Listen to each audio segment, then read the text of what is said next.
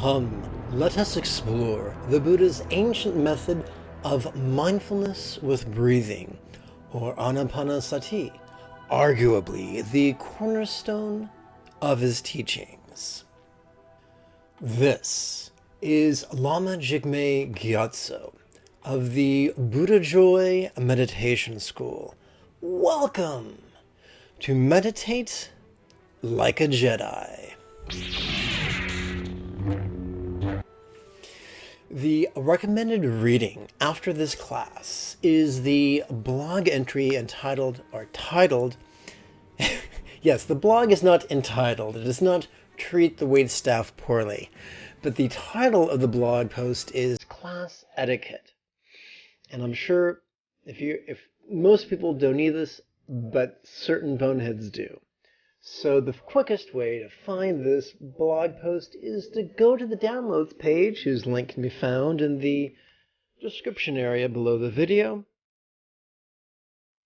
Look up the fourth lesson and pull your eyes across the page to the right, and you will find the link. I wish I knew how to put links in the PDFs, but that seems to be treacherous business.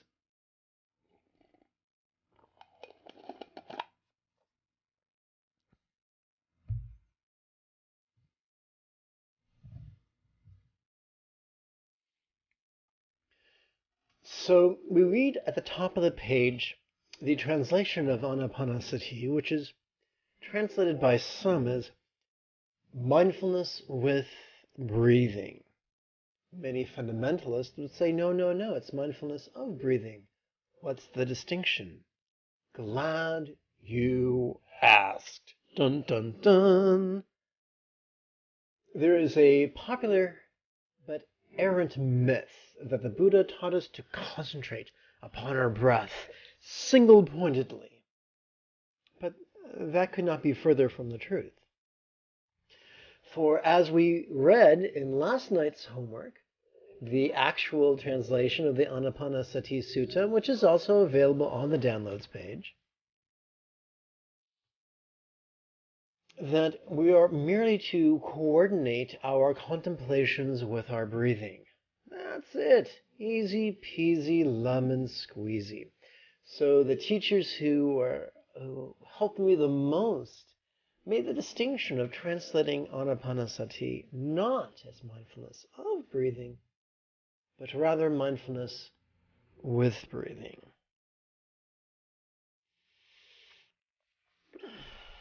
This bears some further exploration.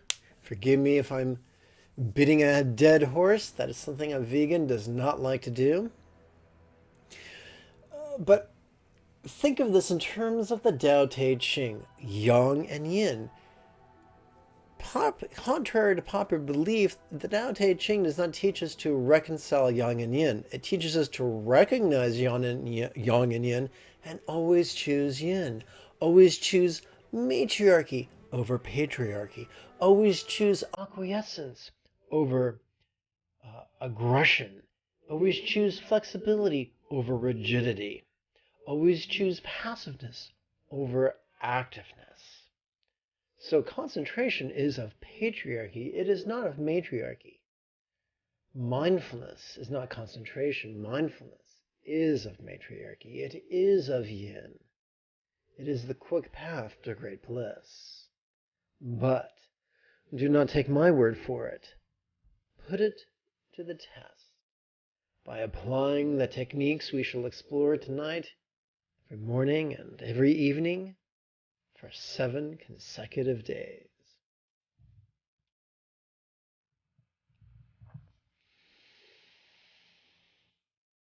The Buddha divided the 16 exercises of the Anapanasati Sutta into 4 headings, the 4 bases of mindfulness.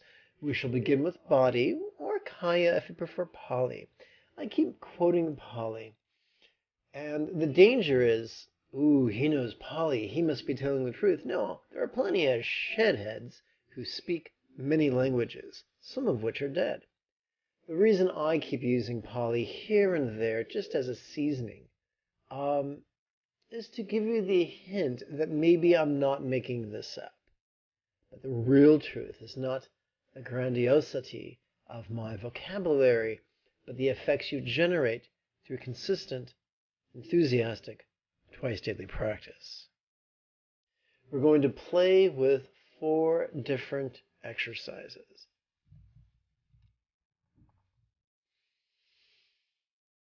We are going to make use of our inner narrator, our inner Rod Serling, or Morgan Freeman, or Sigourney Weaver. There's a wonderful meme that reads, if 2020 had a narrator, it would most likely be Samuel L. Jackson.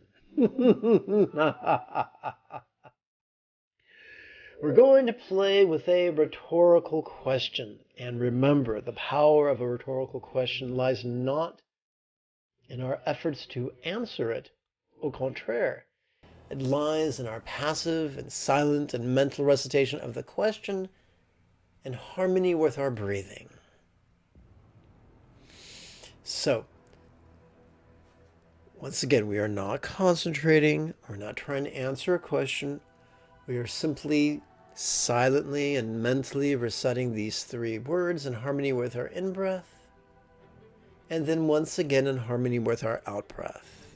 Now, I must warn you, this series of 16 contemplations is incredibly potent. So, if you're prone to rage and terror, this is perfect for you. If you're prone to PTSD or panic attacks, this is your best friend. But if you're prone to depression or lethargy from, long-term illness or disability, then you might wish to skip this lesson. I'm not telling you what to do. I'm just giving you a choice. Personally, with my bucket full of disabilities, I can only really practice this once a month because it just knocks my punk ass out. Kind of weird, huh?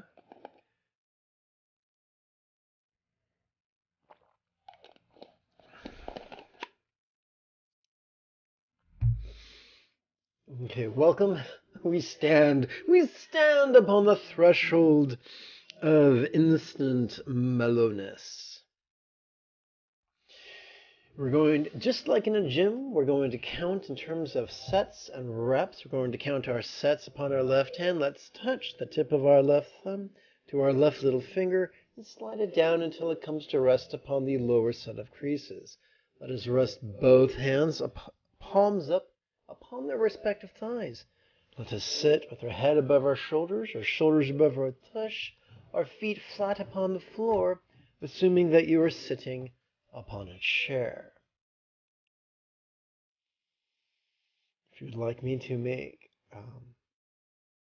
another video on the subject of sitting on the floor, simply make a request to me either on an Instagram direct message or on a YouTube comment, and I'll be delighted to do that for you.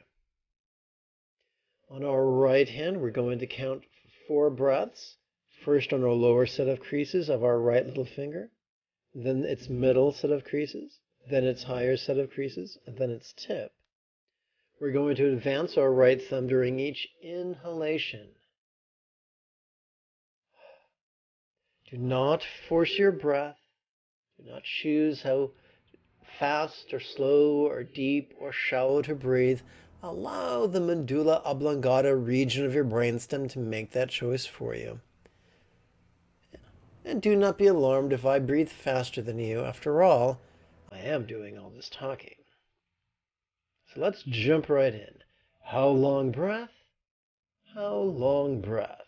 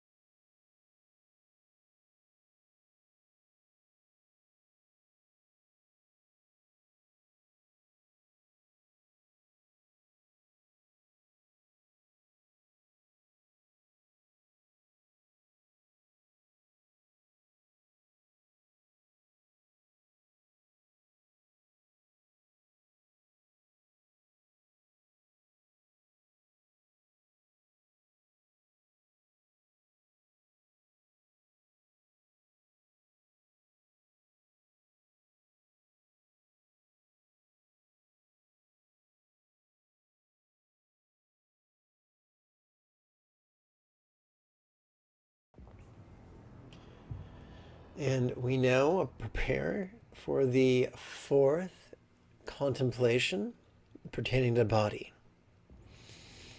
The words are simple. We're replacing the word noticing with the word calming.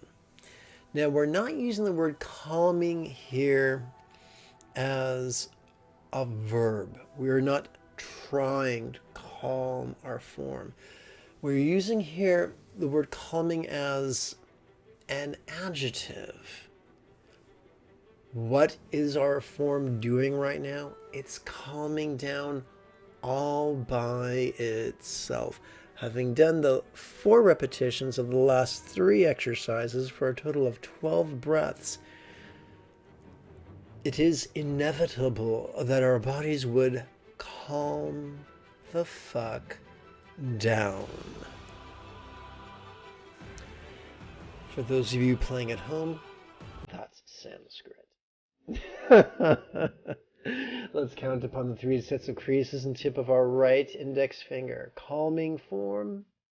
Calming form. This is not an affirmation. We're not wishing it. We're not trying to believe it. We're just setting space to observe a process.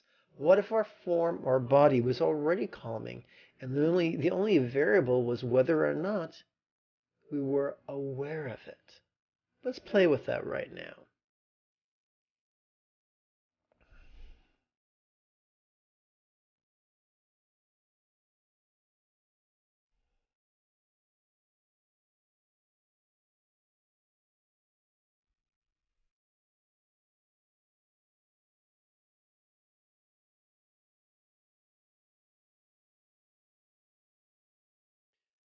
In the Buddha's teaching career, he used the tool of the 4 bases of mindfulness in many different contexts.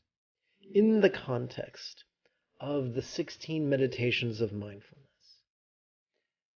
feelings were kind of like an overlapping Venn diagram between the body and the mind. So we're going to begin with the body. We're going to ask, we shall return to our old friends of the rhetorical questions. But first, we're going to slide the tip of our left thumb up our left little finger till it comes to the middle set of creases. And then continue, and then prepare to count upon the 3 sets of creases and tip of our right little finger. We're going to ask the rhetorical question, where feel bliss in this context? Bliss is any type of pleasurable physical sensation. Pleasure can be very, very, very coarse, and pleasure can be very, very, very, very subtle. One of the benefits of training in mindfulness is that as our perceptual acuity sharpens, we become more and more of the subtle bliss that is already in our life, that we were just simply oblivious to. Buddha's techniques do not create bliss, they simply help us to be mindful of the bliss, the subtle pleasures that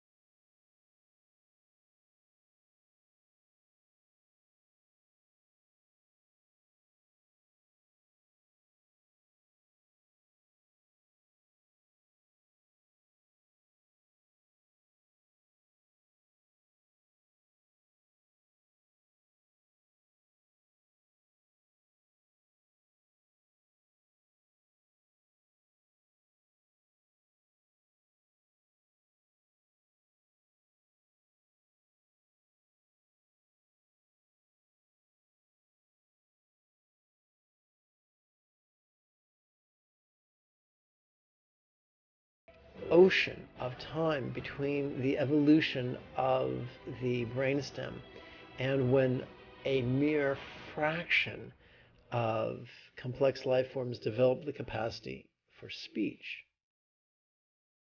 But that is neither here nor there. Come, let us count upon the 3 sets of creases and tip of our right ring finger. Where feel joy? Where feel joy?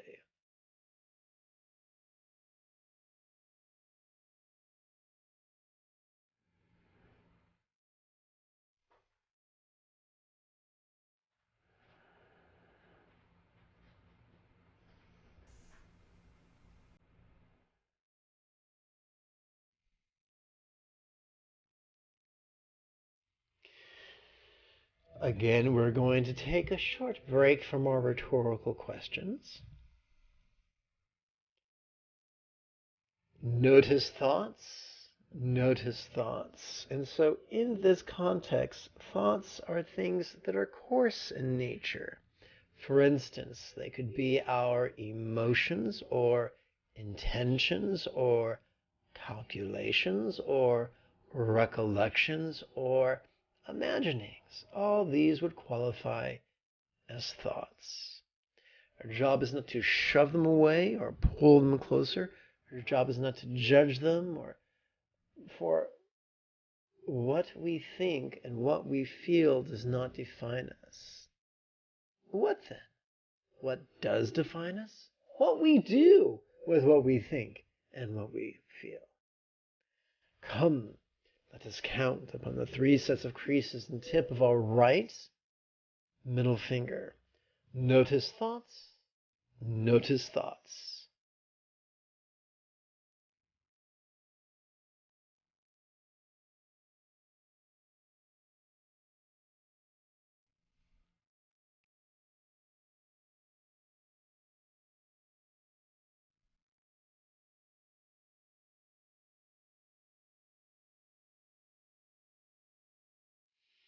And if we're highly perceptive, we could notice our thoughts beginning to calm the fuck down. So let's play with this right now. Let's count upon the 3 sets of creases and tip of our right index finger. Calming thoughts, calming thoughts. This doesn't mean we're looking for thoughts that will make us feel calm. This does not mean we're trying to stomp the imaginary brake pedal of our mind. This just means we're opening ourselves up to the possibility that we could simply watch the natural process of our thoughts spontaneously calming of their own accord as a natural result of having played with all these contemplations. Come, let us count upon the 3 sets of creases and tip of our right index finger. Calming thoughts, calming thoughts.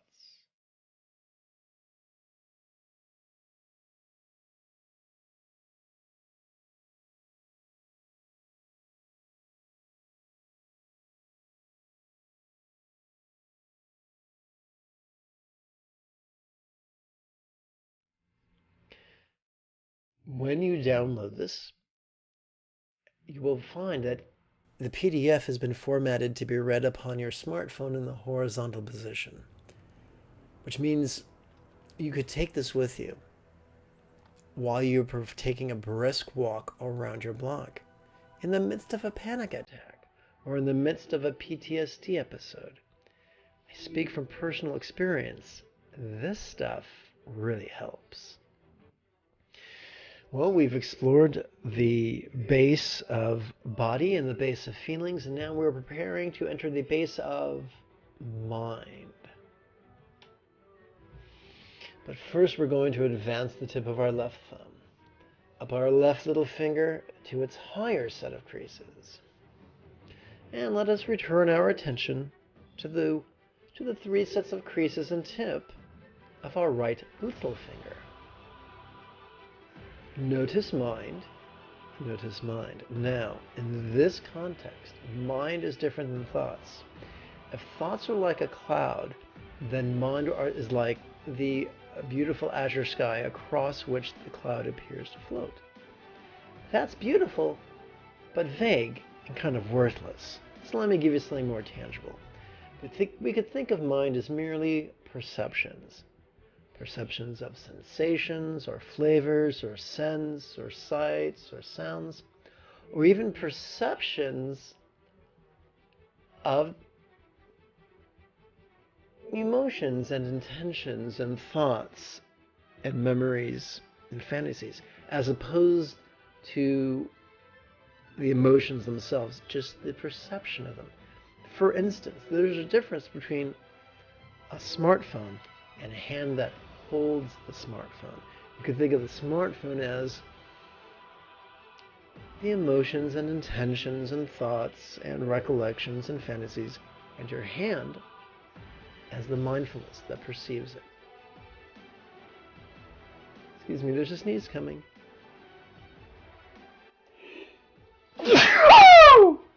Oh my goodness, better check for brains.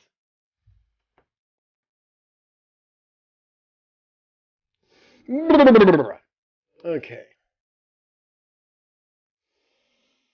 Come, let us count upon the 3 sets of creases and tip of our right little finger. Notice mind. Notice mind. If all we do is silently and mentally recite these words in harmony with our breathing, twice a day, every day for 7 consecutive days, that's enough.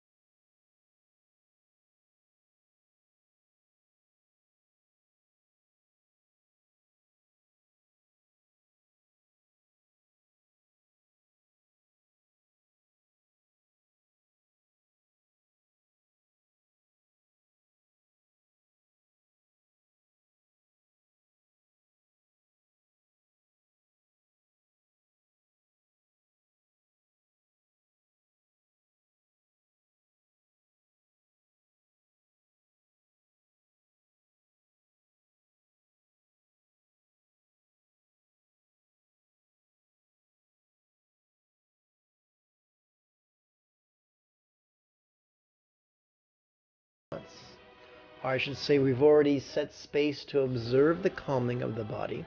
We've already set space to observe the calming of the thoughts. And now we are observing the calming of our perceptual faculty. Of course, that reminds me of a 1990s horror movie, The Faculty. I think Jon Stewart was in that movie. They slapped a goatee on him and thought it made him a villain. Kind of like Spock in the Mirror Mirror episode of Star Trek the original series. Come, let us count upon the 3 sets of creases and tip of our right middle finger.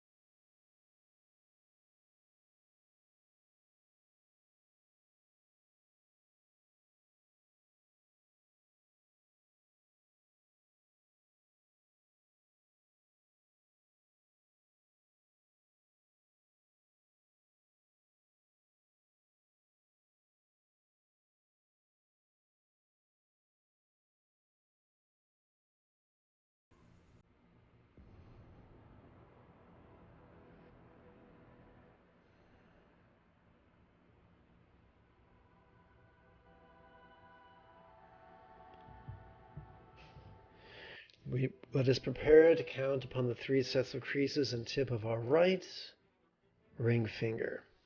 What fading? What fading? Things come, things go, and eventually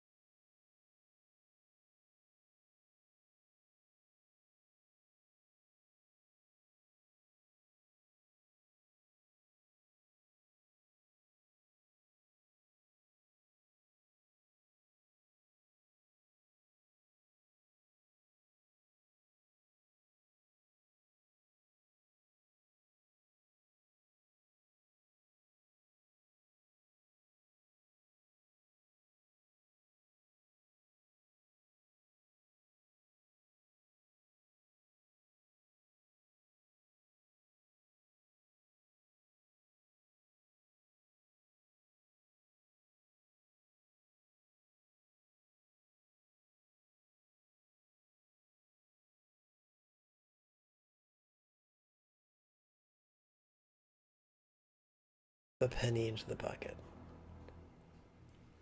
Do that one by one, leisurely with each penny. And in time, the possibility of letting go of almost anything will at least feel a bit more real. Let us continue.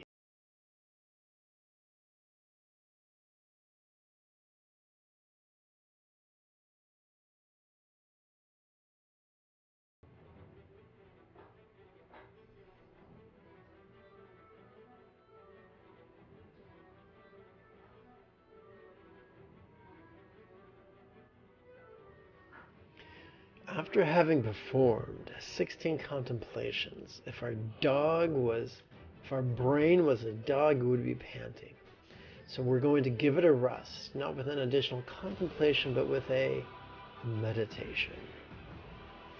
Meditation has many fancy words. It could be called Zazen, or Chan, or Mahamudra, or Mahasandhi, or Ati Yoga, or Dzogchen's Treksho.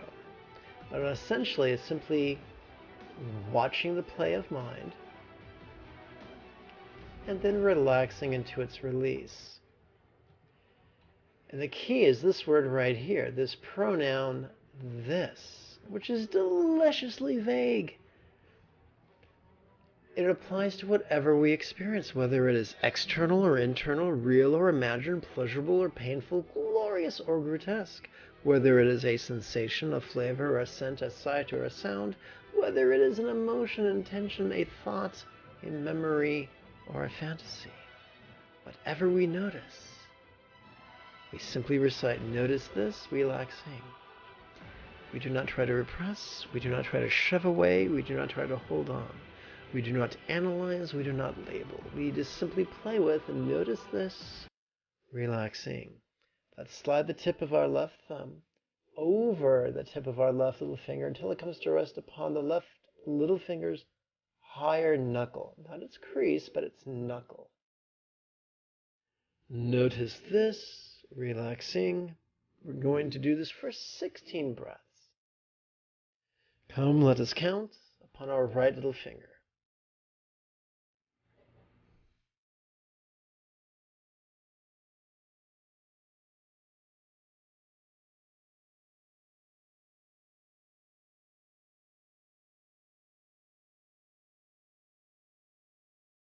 And now our right ring finger.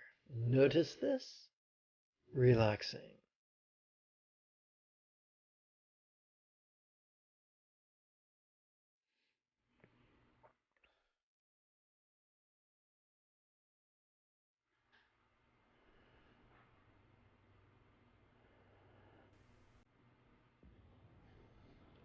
And now our right middle finger.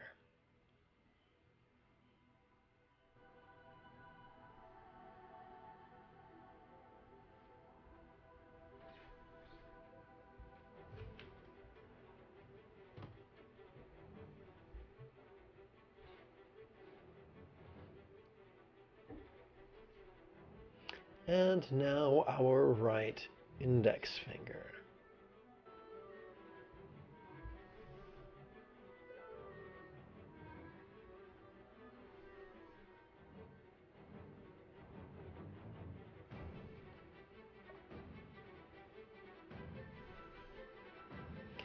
We're going to conclude with a very concise, with wishing love, a very concise practice. And there is a typo that I apologize for. Let's slide the tip of our thumb down to our left little finger's middle knuckle.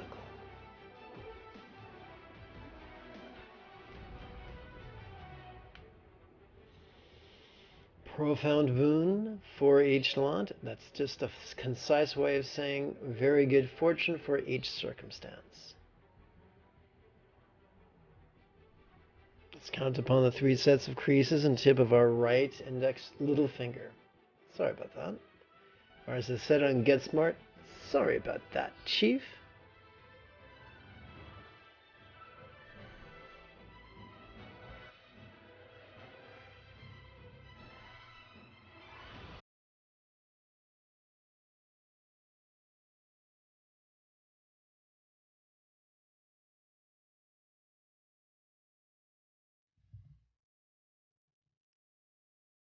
Profound health for each form. Form, of course, means body. Let's count upon the 3 sets of creases and tip of our right ring finger.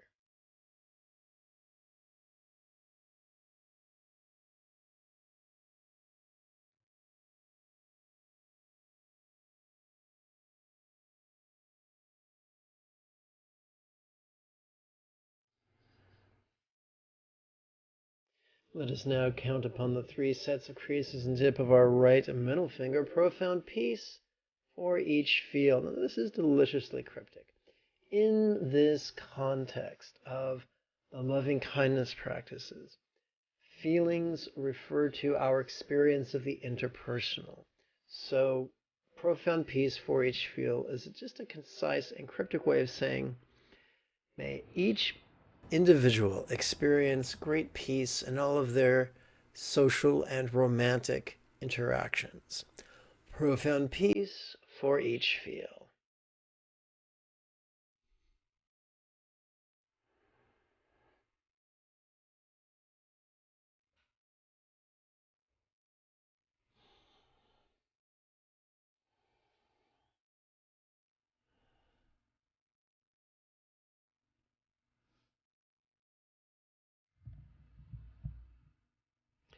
Let us conclude by counting upon the 3 sets of creases and tip of our right index finger. Profound joy for each mind.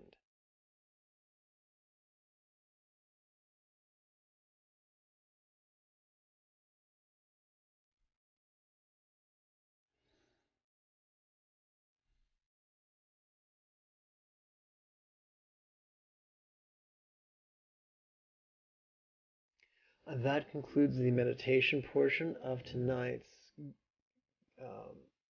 live stream. Now we'll come to the place in the live stream where I insult your intelligence by reading to you. All right. Although tonight's not much as a reading as much as a new technique. A panic attack can end in a faint, which is no good. This technique will not necessarily stop a panic attack, but it'll keep you from fainting. And it's simply doubling up on the spontaneous awareness meditation. We are already familiar with the inhalation, and we are already familiar with the exhalation. And the bit between the inhalation and exhalation we call the hold breath. And the bit between the exhalation and the next inhalation we call the pause breath. So during the in-breath, notice this. During the hold breath, again, notice this. During the exhalation, relaxing. And then again, during the pause between exhalation and inhalation, we repeat this. Let's do this for just 4 breaths right now. Remember, you don't want to do this all day, every day. This will spike your blood pressure, which is ideal if you're about to faint, but not sustainable to do all day, every day. It's fine to play with it at least, once a month. So let's do that right now.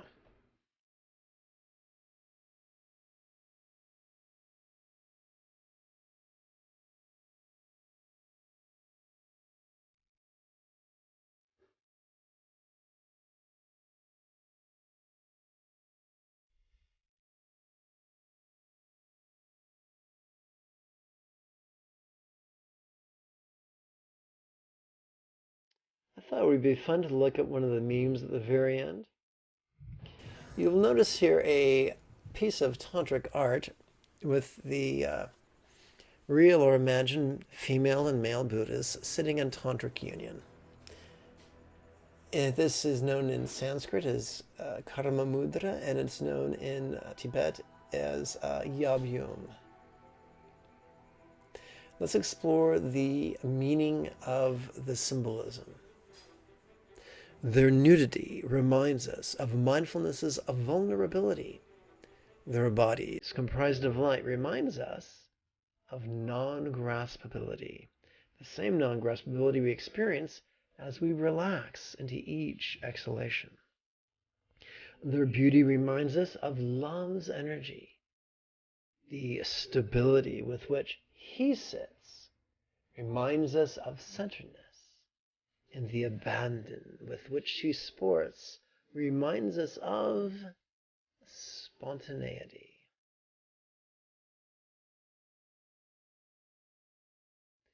As you practice this, questions will occur to you. You have the very good fortune of having a living teacher who entertains questions. Just submit your questions to me either over Instagram as a direct message or on YouTube as a comment or at the beginning of the next live stream. The more my ability to help you is directly proportional to the specificity of your questions. If you have found value in these videos and live streams and podcasts and blogs and class materials, numerous and free to download, then please consider supporting this channel by making a monthly donation using the link in the description area below. If you cannot do that at this time, then please support the channel for free by clicking the subscribe button, by clicking the bell-shaped notification button so you never miss out on a single upload, by clicking the thumbs up like button, and by typing in a comment, concise but germane. Let us conclude by dispelling the myth of the greedy monk. For in the Tibetan tradition, neither monks, nor yogis, nor even lamas are supported by monasteries. Au contraire, they must seek patronage from family and friends and students and strangers. And those who are unsuccessful at acquiring patronage wander as homeless. My friends, I thank you for your time and your kind attention. Until next we speak, may you be happy, may you be healthy, and may you mask up, social distance, and wash your damn hands.